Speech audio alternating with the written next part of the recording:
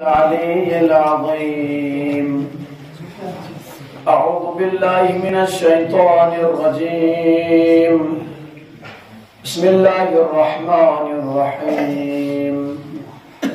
الحمد لله الذي هدانا لهذا وما كنا لنهتدي لولا أن هدانا الله. لقد جاءت رسل ربنا بالحق والصلاة والسلام على سيد أصل ما في الوجود سر الله في كل موجود نقطة دائرة في الوجود صاحب لواء الحمد والمقام المحمود الخاتم لما سبق والفاتح لمن غلق المعلم الحق بالحق أبي القاسم محمد مصطفى محمد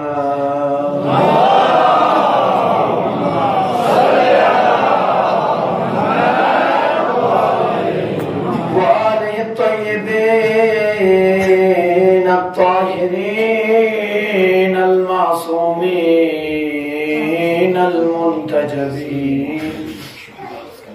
أما بعد قال الله تبارك وتعالى في محكم كتاب المجيد وهو أصدق الصادقين وقوله الحق. بسم الله الرحمن الرحيم. والمؤمنون والمؤمنات بعضهم أولياء بعض يأمرون بالمعروف وينهون عن المنكر ويقيمون الصلاة ويؤتون الزكاة ويطيعون الله ورسوله أولئك سيرحمهم الله إن الله عزیز حکیم. تمام حمد و ثنا ہے ذات پاک پروردگار کے لیے. درود و سلام ہے محمد اور آل محمد علیہ الصلوات والسلام کے اوپر.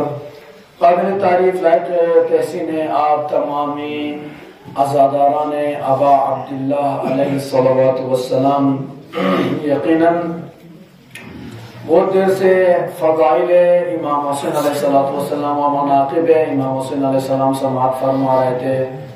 آپ کے دعا کرنا چاہوں گا خدایا بحق امام حسین علیہ السلام جتنے بھی عزادار اس در پر اپنی حاجات لے کر آئے ہیں ان سب کی حاجات کو جلد از جلد روا فرما. اپنا اس در پر اپنی مشکلات لے کر آئے ہیں ان کی تمام مشکلات کو جلد از جلد رفع دفع فرما. بچے ہمارے قوم کے بچے مسلمانوں کے بچے جہاں جہاں بھی تعلیم حاصل کریں بچوں کے میں کامیابی عطا فرما. مسلمانوں کے جوان جس گھر میں جو جہاں ابھی تک بے روزگار ان تمام بے روزگار نوجوانوں کو جلد از جلد روزگار عطا فرما. اس وقت ہمارے بہت سارے جوان ہمارے قوم کے جوان بہت سارے جوان باہر کشمیر جا کر جموں جا کے امتحانات دے رہے نوکریوں کے لیے کوشش کریں. خدایا ان تمام جوانوں کو کامیابی عطا فرما. اپنے مرحومین کے دعاؤں کے التماس کی خدایا ہمارے تمام مرحومین کو جنت الفردوس میں اعلیٰ مقام عطا فرما. مومن و مومنات دعاؤں کے التماس کی خدایا بحق امام حسین کی جو بھی حاجات ان کی حاجات کو روا فرما. تمام دعاؤں کو مستجاب فرما. خدایا امام زمان علیہ السلام کے ظہور میں تعجیل عطا فرما. ہم سب کو امام کے آبان اور انصار میں شمار فرما. خدایا تمام مریضوں کو شفا عاجل عطا فرما. عزیزان ایمانی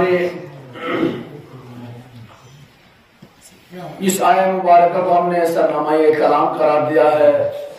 بہت ہی ایک آسان ٹاپک اور سننے اور دکھنے میں آسان لیکن عملی طور پر سب سے مشکل ٹاپک ہے.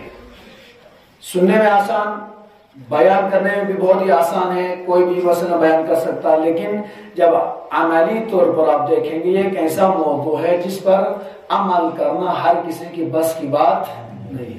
بیان کرنا آسان ہم بھی بیان کر سکتے ہیں بھی بیان کر سکتے ہیں لیکن جب عمل کے میدان ہم دیکھتے ہیں بیان کرنے والا بھی صفر نظر آتا ہے اور سننے والا بھی سننے کے بعد بھی صفر نظر آتا ہے. لہذا انشاءاللہ چونکہ ایام عزا کا مقصد یہی ہے کہ امام حسین علیہ السلام کا جو سب سے بڑا مقصد تھا، امام حسین علیہ السلام مدینے سے نکلتے ایک جملہ کہہ کر نکلے تھے. جب مولا نے پوچھا گیا آقا آپ کیوں تشریف لے جا رہے ہیں، آپ یہ رہیے مدینے میں رہیے، ہم آپ کی خدمت کریں گے، ہمیں آپ کے سہارے کی ضرورت ہے. تو امام حسین علیہ السلام اس وقت ایک جملہ فرمایا تھا، انشاءاللہ بعد میں بیان کریں گے. اس جملے پر آج ہم غور کریں گے کہ آیا اس جملے پر ہم عمل کرتے ہیں نہیں کرتے، ہم مسلمان عمل کرتے ہیں نہیں کرتے. پاک پروردگار سورہ توبہ آیت نمبر 71 میں ارشاد فرماتا ہے والمؤمنون والمؤمنات بعضهم اولیاء بعض، بے شک مومن مرد اور مومنہ عورتیں ایک دوسرے کے لیے خیر خواہ ہیں، ایک دوسرے کے لیے ولی ہیں، اولیاء ہیں. اب جب ایک دوسرے کے دوست ہیں، ایک دوسرے کے لیے خیر خواہ ہیں، تو پھر کرتے کیا ہیں؟ آگے خدا ارشاد فرماتا ہے ایک دوسرے کے لیے، مرد مرد کے لیے، عورت عورتوں کے لیے، مرد عورتوں کے لیے، عورت مردوں کے لیے، مومن مومنات ایک دوسرے کے لیے خیر خواہ ہیں.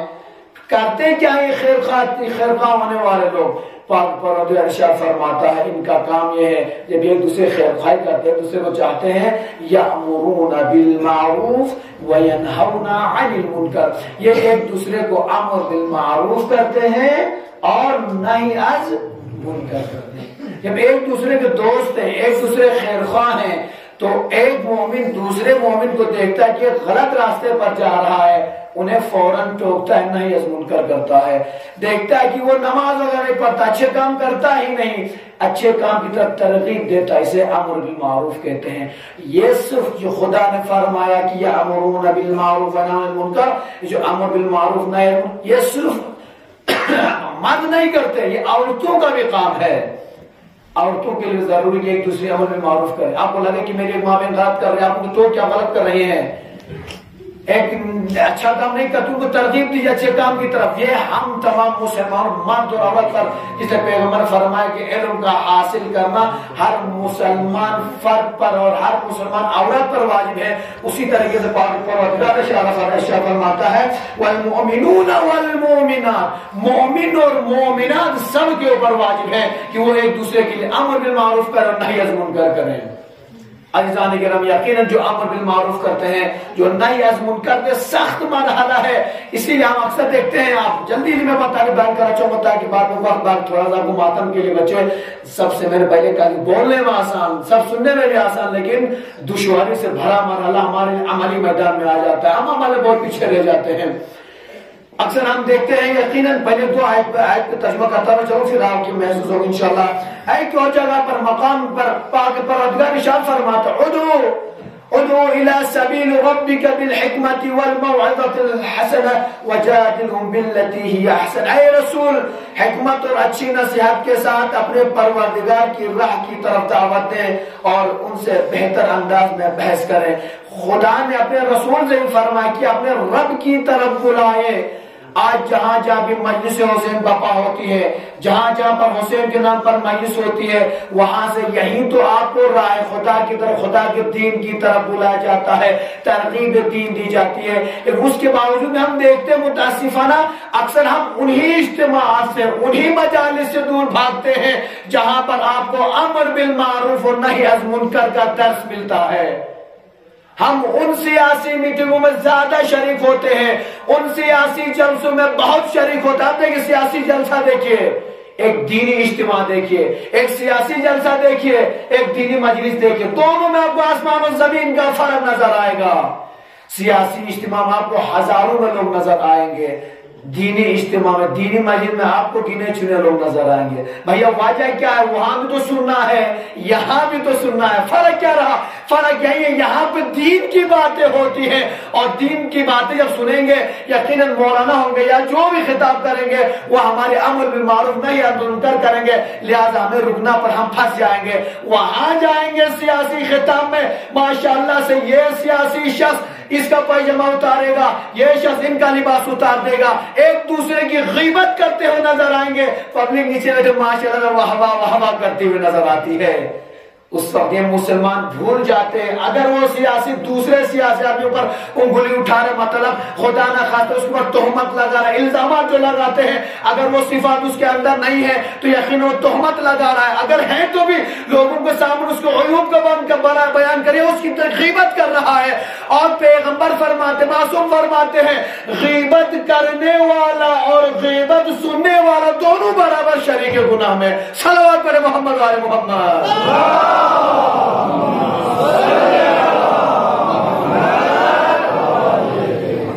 تو بات سمجھ میں آ گیا سر، دینی اجتماعات میں ہمیشہ آپ کو لوگ قلیل ملیں گے، لیکن دوسرے اجتماعات میں لوگ آپ زیادہ سے زیادہ دیکھتے ہیں۔ پیغمبر اکرم صلی اللہ علیہ وسلم اسی امر بالمعروف، آج تھوڑی بحث کر امر بالمعروف نہی عن المنکر پر بحث کریں گے۔ سنتے رہیے، پیغمبر شاہ فرماتے ہیں من امر بالمعروف او نهى عن منکر او دل على خیر وشار به فهو شریک ومن امر بسوء او دل علیہ وشار به فهو شریک۔ پیغمبر فرماتے ہیں اگر کوئی شخص کسی کو امر بالمعروف کی طرف دعوت دیتا ہے، اگر کوئی شخص کسی کو نہی عن منکر کی طرف دعوت دیتا ہے، اگرچہ وہ بول نہ رہا ہو، اشارے کے ذریعے سے ہی اسے امر بالمعروف نہی عن منکر کی طرف بلا رہا ہے، تو سمجھیں وہ ثواب میں برابر کا شریک ہے۔ اس کو جو ثواب اس کو ملے گا، خطاب کرنے والے کو، اشارہ کرنے والے کو ملے گا۔ اس وقت پیغمبر فرماتے ہیں اور جو شخص بھی کسی کو برے فعل کی طرف ترغیب دیتا ہے، غلط کام کی طرف لے جاتا ہے، وہ بھی اس گناہ میں برابر کا شریک ہے۔ بلانے والا بھی جو شریک، بلانے والا اور اس کام میں شریک ہونے والا، انجام دینے والا، دونوں گناہ میں شریک ہے۔ تو بات سمجھ میں آ گئی عزیزان گرامی، اچھے کام کی طرف ترغیب دو گے تو ثواب میں شریک رہو گے، غلط کام کی طرف دعوت دو گے تو پھر گناہوں میں اس کے برابر شریک رہو گے۔ ڈیسیجن انسان کو لینا ہے کہ ہمیں کس طرح ڈیسیجن لینا ہے۔ ماں فاطمہ زہرا سلام اللہ علیہ پوچھا گیا آپ اپنے والد کے بارے میں فرمائیے، آپ ہمارے بارے میں آپ اور قلم نائب مسکر میں کچھ فرمائیے۔ ماں فاطمہ زہرا فرماتی ہے خداوند عالمین نے اس امر بالمعروف اور نہی عن منکر کو امت کی مصلحت کے لیے رکھا ہے، مصلحت امت کے لیے خدا نے اس کو واجب قرار دیا ہے، فروع دین میں سے رکھا ہے، اسی لیے خدا نے۔ عزیزان گرامی یقیناً آپ خود ملاحظہ کر سکتے ہیں، ہم سے گزرا بہتر حالات سے واقف آپ جانتے ہیں، اگر امر بالمعروف نہ ہوتا، نہی عن منکر نہ ہوتا، یہ معاشرت کس طرح بگڑ جاتا آپ تصور بھی کر سکتے ہیں۔ ایک مثال دیتا جاتا ہوں،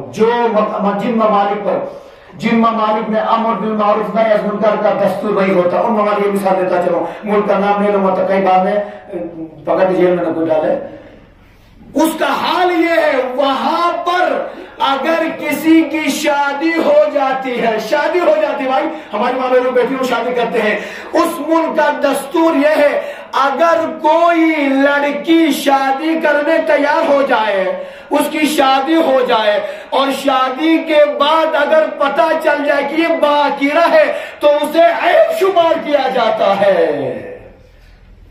باکر کے معنی سمجھ گئے سے مجھے نہیں پتا۔ اگر لوگ شوہر کو بعد میں پتہ چل جائے شادی کے بعد کہ یہ عورت یوز نہیں ہوئی ہے تو اس کو عیب شمار کیا جاتا ہے۔ مطلب یہ ہے شادی سے پہلے اس کا استعمال کرنا اپنے لوگ فخر سمجھتے ہیں، اور اگر استعمال نہ ہوئے وہ میرے گھر پر آئی تو آپ خود نادم ہو جاتا اپنے فعل پر کہ اس کو کسی نے ٹچ نہیں کیا ہے۔ وہ کس وجہ سے ہے؟ وہ امر بالمعروف اور نہی عن منکر نہ ہونے کی بنا پر۔ اسی لیے تو پتہ نہیں چلتا اس کا پتا کون ہے اور اس کی ممی کون ہے۔ اس ممی کے 5 بچے ہیں، کتنے اس بچوں کے باپ ہے کسی کو پتہ نہیں چلتا۔ وہ معاشرے میں امر بالمعروف نہی عن منکر ہونے کی بنا پر، اور جب اسلام کے دائرے میں آئیں گے تو آپ دیکھتے ہیں شریعت کہتی ہے اگر آپ خدا نخواستہ کسی کی طرف نظر اٹھا کر دیکھتے ہیں، آپ کی ہاتھ لگانے کی تو دور کی بات ہو گئی، آپ کو صرف نامحرم کی طرف نظر کرنا بھی آپ کے لیے حرام ہے۔ یہ دین اسلام ہمیں سکھاتا ہے، دین اسلام ہمیں سکھاتا ہے۔ عزیزان گرامی یقیناً ایک شخص پیغمبر کی خدمت میں آیا، آنے کے بعد اسے امر بالمعروف اور نہی عن منکر کے بارے میں سوال کرتا ہے کہ پیغمبر آپ ہمیں کچھ نصیحت فرما دیں تاکہ ہم اچھے سے اچھا کام کر سکے. پیغمبر فرماتے ہیں دیکھو امر بالمعروف نہی از منکر بہت سخت اور دشوار کام ہے، لیکن یاد رکھنا اگر تم کرنا ہی چاہتے ہو تو تمہیں کچھ چیزوں کا لحاظ رکھنا پڑے گا.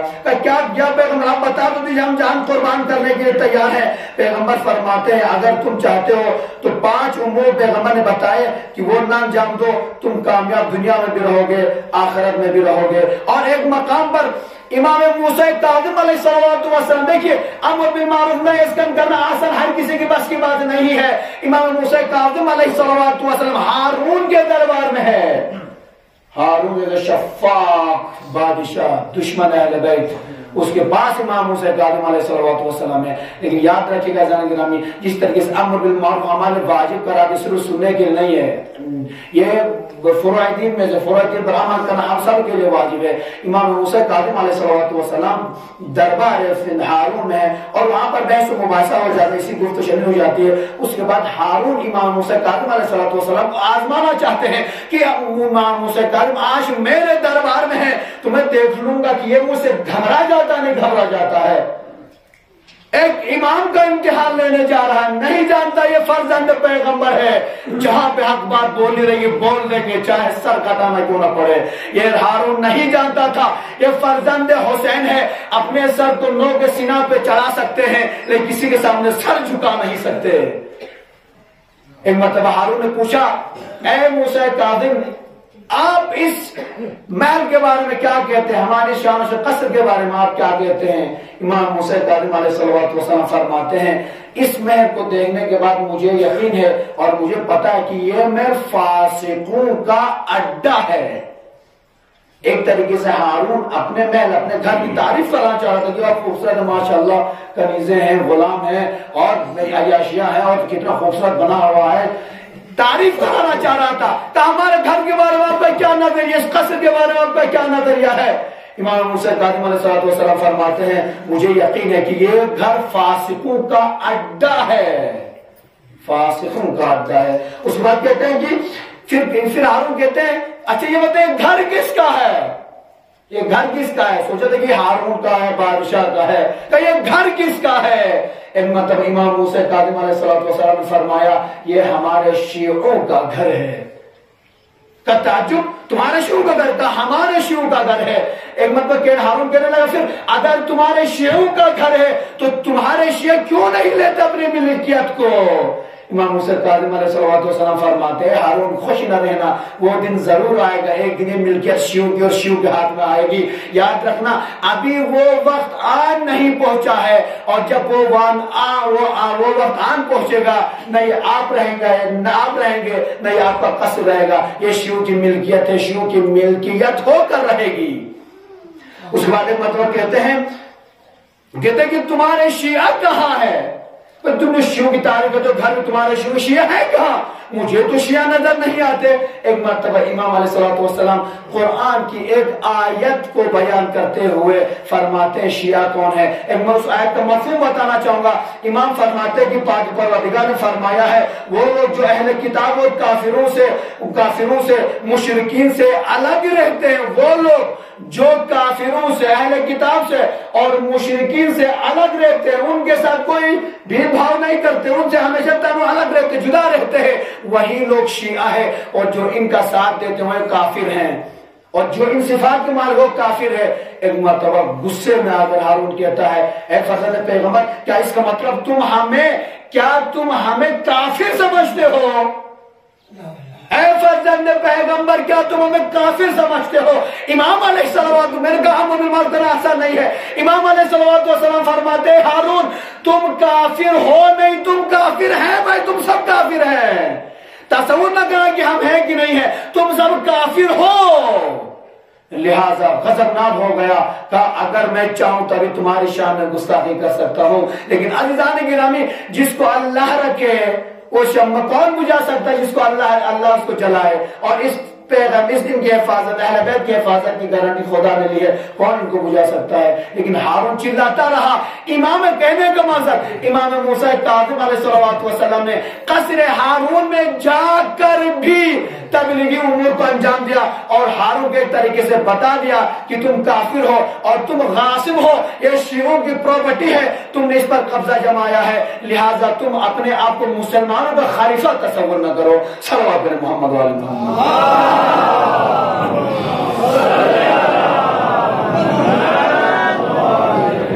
عزیزان گرامی، امر بالمعروف نہی از منکر، میں نے پہلے کہا کہ بہت سے افسوس دشوار کام ہے، سنتے رہے عزیزان گرامی۔ آپ اکثر دیکھتے ہیں نا علماء کے ہمیشہ دوست زیادہ ہوتے ہیں کہ دشمن زیادہ ہوتے ہیں؟ وہ بولے بھائی کو شرما رہا ہے، دشمن زیادہ ہوتے ہیں۔ ہمارے اہل بیت کے، ہمارے پیغمبروں کے دوست زیادہ تھے یا دشمن زیادہ تھے؟ دشمن زیادہ تھے۔ بات سمجھ میں آ گیا عزیزان گرامی؟ اس لیے کہ جن کا کام تھا، انبیاء کا جو کام تھا ہمارے معصومین نے انجام دیا، اور ہمارے معصومین اور انبیاء کا جو کام تھا، رسولوں کا جو کام تھا، آج ہی علماء انجام دیتے ہیں۔ اسی لیے کہا گیا العلماء ورثۃ ہم سے زیادہ علم رکھتے ہیں بھائی ماشاءاللہ سے، انبیاء کے وارث ہیں یہ علماء۔ اسی لیے میں نے کہا کہ ان کے دوست کم ہوتے ہیں، دشمن زیادہ ہوتے ہیں۔ بھائی جب ہم نے ریسرچ کیا تحقیق کرتے ہیں بات کیوں نہیں دشمن زیادہ ہوتے ہیں؟ دشمن اسی لیے زیادہ ہوتے ہیں، یہ جہاں بھی پہنچتے ہیں امر بالمعروف کی بات کرتے ہیں، نہی از منکر کی بات کرتے ہیں، لہذا اسی لوگ چڑھتے جاتے ہیں۔ کبھی 10 2 لوگ ہیں، 3 لوگ ہیں ماشاءاللہ سے، ایک عالم سامنے پہنچ جاتے ہیں، ایک کو امر بالمعروف کرنے کی وجہ سے وہ ان سے ناراض ہو کر چلے جاتے ہیں، بھیا 2 بچے، ایک امر بالمعروف کی وجہ سے غصے ہو کر سائڈ نکل گئے، مولانا کا کام ہے چلاتے رہتے، ایک نکل گئے، ایک صاحب نکل گئے نہی از منکر کی بنا پر۔ کتنے رہے بھائی؟ تو 2 زیادہ کہ دشمن زیادہ ہوئے؟ دشمن زیادہ ہوئے۔ کہنے کا مقصد یہ کہ امر بالمعروف اور نہی از منکر ایک ایسا کٹھن اور مشکل کام ہے جس کی وجہ سے لوگ کرتے جاتے ہیں۔ اسی لیے امام علی علیہ السلام کی وہ حدیث، میری جان قربان ہو مولا کی اس حدیث پر، امام فرماتے ہیں جس انسان کے، سنتے رہیے، جس انسان کے دوست زیادہ ہو دشمن کم ہو سمجھ لینا وہ منافق ہے، اور جس کے دشمن زیادہ ہیں دوست کم ہے سمجھ لینا وہ حقیقی مومن ہے۔ صلوات پڑھے محمد و آل محمد۔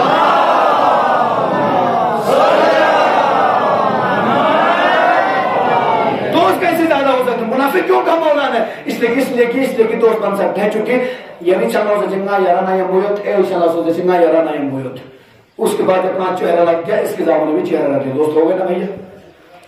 ایک منافق میں در مومن چیز اچھے سے یارا نارا چلنا سو، یارا نارا چلنا سو، یہ خدا ٹھٹ پر گوشہ سے، یہ اہل بیت ٹھٹ پر گوشہ سے، یہ پیغمبر کی ٹھٹ پر گوشہ سے، نالا یعنی رضایت گوشت میں خدا کی یاد گوشت پر گوشت، لہذا جس کی بنا پر لوگ دشمن بن جاتے ہیں۔ ابن عباس کے پاس ایک شخص آئے، آنے کے بعد کہتے ہیں ابن عباس کون نہیں جانتے، ابن عباس کے بعد آ کر کہتے ہیں آپ ہمیں، اب پیغمبر کے اتنے قریبی صحابی رہ چکے ہیں، اب ہمیں اجازت دیجئے کہ میں معاشرے میں جا کر امر بالمعروف نہی از منکر کروں۔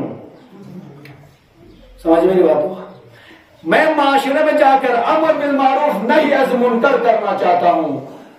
ابن عباس نے کہا دیکھ لینا، سوچ لینا، بہت سخت کام، بہت کٹھن کام ہے، کر نہیں پاؤ گے۔ کہا آپ اجازت تو مرحمت فرمائے، آگے کا کام میرا۔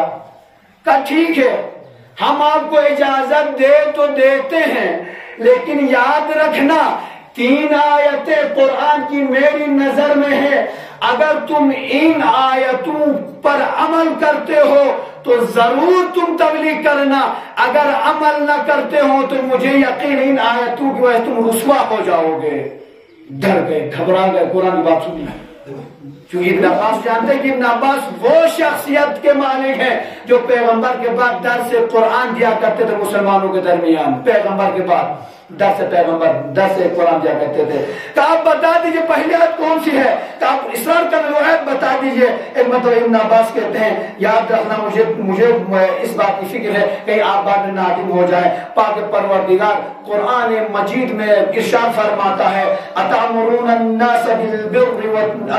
الناس بالبر وتنسون انفسکم، پاک پروردگار ارشاد فرماتا ہے اتامرون الناس بالبر، تم لوگوں کو امر کرتے ہو نیکی کی طرف، یلا زفل امیون دعوت نتانے اور یلا دلاس کو یلا جتیت خود نہیں کرتے۔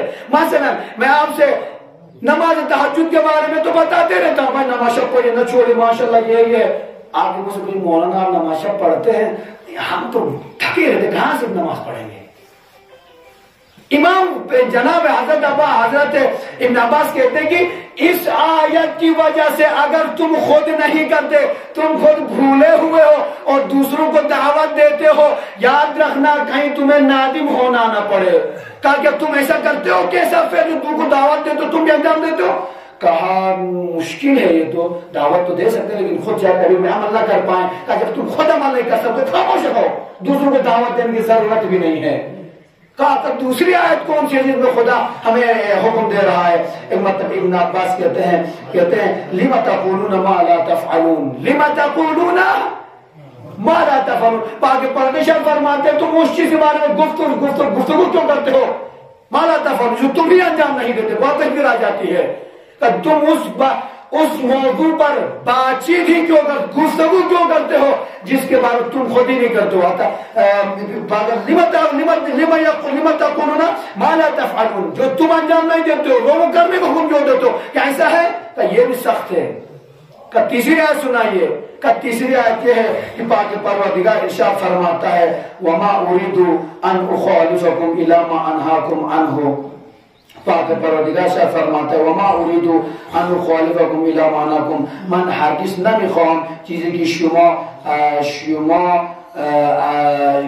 نمیخوام که چیزی که شما از آن باز میدارم خودم مطمئن، میں یہ نہیں، پاک پروردگار شاہ فرماتا ہے میں یہ نہیں چاہتا کہ میں کسی چیز کو کہوں کرے انجام دے، اور میں خود یہ نہیں چاہتا کہ میں خود انجام دوں، چاہتا ہوں کہ لوگ انجام دیں۔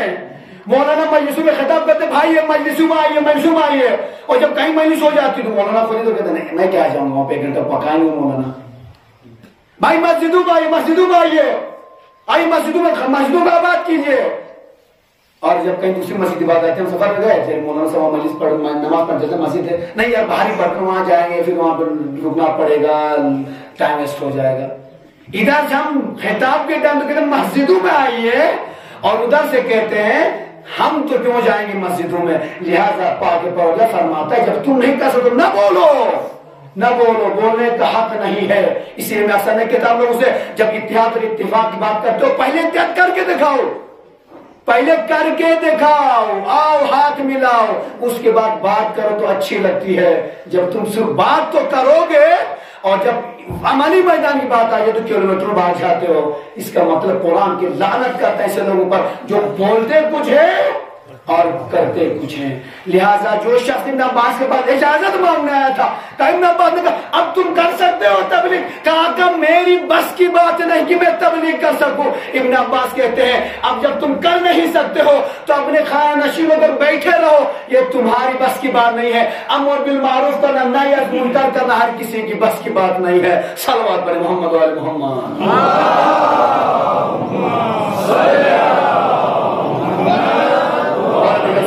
محمد و آل محمد۔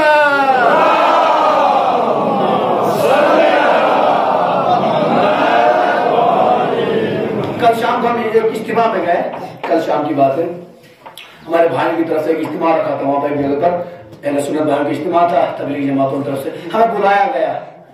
بلانے کا مطلب یہ کہ جو شیخ برہمو اتحاد اتفاق بات کرتا ہے، آج تو ہمارے اہل سنت ہے بلائے، اگر فرار کر رہے تو ایسے لوگوں پر خدا کی لعنت ہوتی ہے۔ اس لیے جو کہتے ہیں سنی شیعہ سنی بھائی ہیں، اور جب شیخ صاحب کو بلا رہے آج ہماری اجتماع میں آئی ہے تو فرار کر رہے ہیں تو خدا سے لعنت کرتا ہے۔ لہٰذا ہم گئے، الحمدللہ گئے، کوئی مشکل نہیں، وہ ہمارے بھائی ہیں، ہم ہمیشہ اتحاد اتفاق کی بات کرتے ہیں۔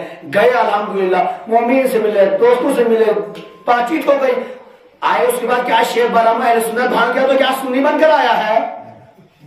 یہ غلط فہمیاں دور کیجئے بھائی، غلط فہمیاں دور کیجئے۔ شیخ برہمو کل اہل سنت کے اجتماع میں گیا، تبلیغی جماعت کے اجتماع میں گیا تو کیا وہ شیعہ سنی بن کر نہیں آیا؟ وہ شیعہ عالم دین شیعہ ہی رہے گا۔ اگر ہمارے اہل سنت بھائی شیعہ مجلس میں آتا ہے، کوئی دوسرے فرقہ ہمارے شیعہ مجلس، تو یہ ہوگی کہ وہ شیعہ بن گیا؟ نہیں بھائی، آپ علماء کو سنیے، علماء آپ کو یقیناً آپ کو اچھی چیز کی طرف ترغیب دیتے ہیں۔ کل جس پر حضرت نے ہمیں جو باتیں بتائی وہ ایسا نہیں کہ صرف سنی بھائیوں کے لیے، وہ ہم سب کے لیے ہیں۔ تو لہذا اجتماعات میں شریک ہو جائیے، مجالس میں شریک ہو جائیے. اس کے بعد آپ کو علماء یقین خود عمل بھی کرتے آپ کو بتائیں گے کہ امر بالمعروف کس طریقے سے کرنا ہے، کون سا کام ہمیں کرنا ہے اور کون سا کام ہمیں نہیں کرنا ہے. عزیزان گرامی، امام حسین علیہ الصلوۃ والسلام جب مدینے سے نکلے تھے، میرے پہلے کا آخر میں جملہ بتاؤں گا، کہا امام کا مقصد جو تھا عزیزان گرامی، سخت مرحلہ تھا امام کے لیے، کہ مولا آپ رہی نہ کہاں جا رہے، آپ تشریف رکھیے، ہم آپ کا ساتھ دینے تیار ہیں، مولا ہم بے یار مددگار ہو جائیں گے، آپ رہیے. امام کیا فرماتے ہیں؟ اسے ابھی قدس نبی اس امام حسین جملے کو دہرایا، میں ترجمہ دہرانا چاہوں گا کہ آپ رہیے مولا نہ جائیے. امام فرماتے ہیں میں جو حالات دیکھ رہا ہوں، دین پیغمبر بھنور میں پھنسا ہوا ہے اور اس دین پیغمبر کو بچانا میرے لیے واجب. امام فرماتے ہیں میں مدینے کو اس لیے ترک کر رہا ہوں کیونکہ مجھے امر بالمعروف کرنا ہے اور نہی از منکر کرنا ہے. امام حسین کا جملہ ہے. امام حسین نکلے ہی تھے کربلا میں امر بالمعروف کرنے کے لیے اور نہی از منکر کرنے کے لیے. اے مولا، آپ امر بالمعروف کرنے نکلے تھے، نہی از منکر کرنے نکلے تھے، لیکن وہیں پیغمبر کے کلموں نے اس امر بالمعروف اور نہی از منکر کا صلہ کیا دیا مولا کو.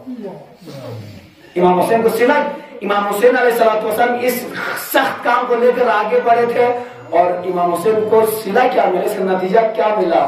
حسین کو اپنا سر کٹانا پڑا، حسین کو اپنی بیویوں کی چادریں دینی پڑی. امام حسین اس امر بالمعروف کو انجام دینے کے لیے زینب کی چادر قربان کرنی پڑی. امام حسین علیہ السلام امر بالمعروف کو باقی رکھنے کے لیے علی اکبر کا کلیجہ پیش کرنا پڑا. امام حسین علیہ السلام اس امر بالمعروف کو بچانے کے لیے حسین کو علی اصغر کا معصوم 6 ماہ کے بچے کا گلا پیش کرنا پڑا. امام حسین علیہ السلام اس امر بالمعروف کے سلسلے میں امام حسین کو جناب قاسم جو اپنے بھائی کی نشانی تھی اس نشانی کے ٹکڑے کرنے پڑے.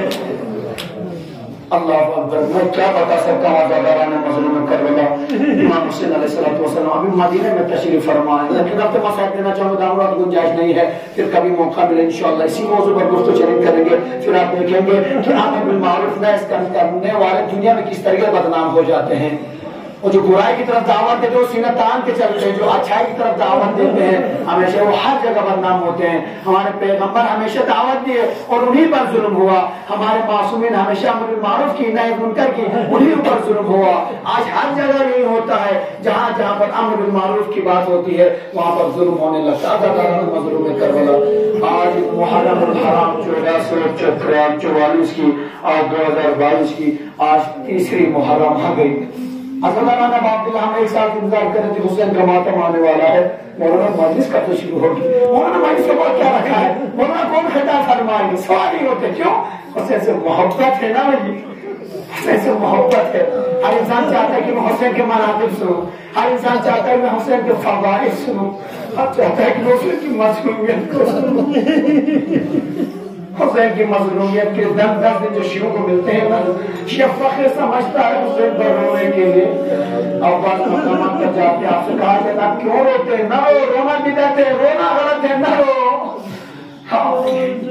لیکن شیعہ اپنے میں فخر سمجھتے ہیں. کیوں فخر سمجھتے ہیں؟ اس لیے یہ سیرت پیغمبر ہے. جب سیرت پیغمبر جناب حمزہ شہید ہو گئے نا تو جناب حمزہ شہید ہو گئے، اس کے ساتھ بہت سارا سارے پیغمبر شہید ہو گئے. ایک مطلب پیغمبر کیا ملاحظہ فرماتے تھے کہ ہر شہید پر رونے والا موجود ہے، ہاتھ پر گریا ہو رہا ہے، لیکن پیغمبر کے چچا حضرت حمزہ پر کوئی رونے والا نہیں ہے.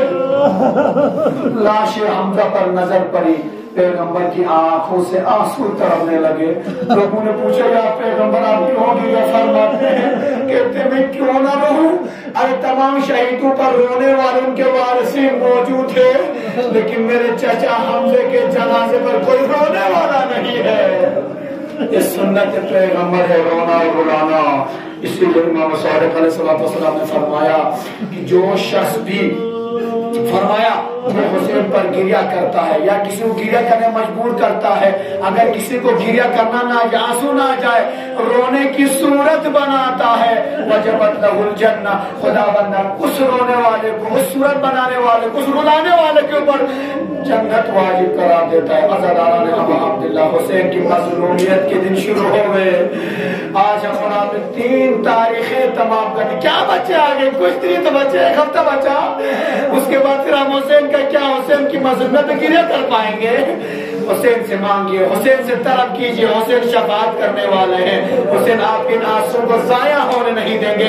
मेरी माँ बहनें जो दूर दराज से मजलिस पढ़ने आती, जनाब ज़ैनब आपके आंसू को कभी जाया होने नहीं, माँ फातिमा ज़हरा जाया होने नहीं देंगे। इंशाअल्लाह यही आंसू होंगे, रोमान फातिमा ज़हरा में होंगे। हम गुनाहगार होंगे, शफाअत के तलबदार होंगे। माँ फातिमा ज़हरा खुदा के दरबार में आकर कहेगी, ए पाक परवरदिगार, ये मेरा हुसैन का आज़ादार है। ए पाक के परवरदिगार, ये मेरे हुसैन के ऊपर आंसू बहाता है। मैंने देखो इनकी अमानत को संभाल कर रखा है। इन आंसुओं का वास्ता है, इन आज़ादारों को मुआफ कर दे, जन्नत नसीब कर दे। रिवायत के जुमले माँ फातिमा ज़हरा खुदा से कहेंगे, ऐ पाक परवरदिगार, मैं उस वक्त तक जन्नत नहीं जाऊंगी जब तक मेरा हुसैन का आज़ादार जन्नत में नहीं जाएगा। मेरे हुसैन पर गिरिया करने वाला न जाएगा, मैं जन्नत नहीं जाऊंगी। हुसैन पर मजलूमियत के अय्याम शुरू हो गए हैं। आज 3 तारीख हो गई। अज़ादारान मजलूम करबला जनाब मुस्लिम बिन अकील के मसाइल पढ़ने हैं। हजरत मुस्लिम बिन अकील इमाम हुसैन अलैहिस्सलाम के साथ निकले हैं। जब हुसैन मदीने से चले हैं, हुसैन के साथ निकले हैं, लेकिन इमाम हुसैन अलैहिस्सलाम को इतने खुतूत मिले, इतने नामे मिले, दस मिले कि इमाम हुसैन अलैहिस्सलाम मजबूर हो गए। हमेशा याद रहेगा, पैगंबर ने फरमाया, मुझे दुश्मनों से डर नहीं है, मुशरिकीन से डर नहीं है, मुझे डर है तो मुनाफिकत करने वालों से डर है, और ये 2 खबारों से मुझे डर है।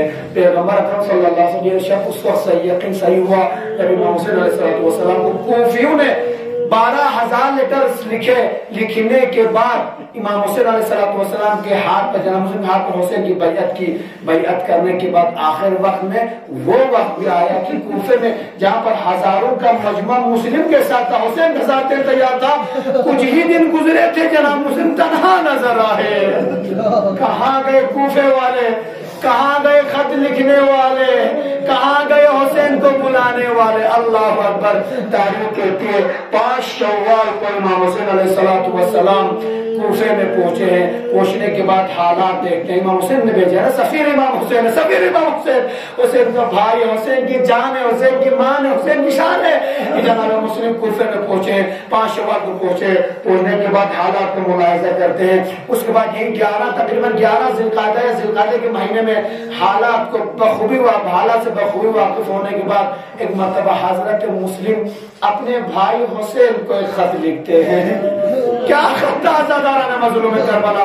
हुसैन ने फरमाया, दे मुस्लिम, तुम मेरी तरफ से जाना, वहां पर हालात से मुझे आगाह कर, देख लेना कि लोगों की क्या हालत है, लोग साथ देने तैयार नहीं है।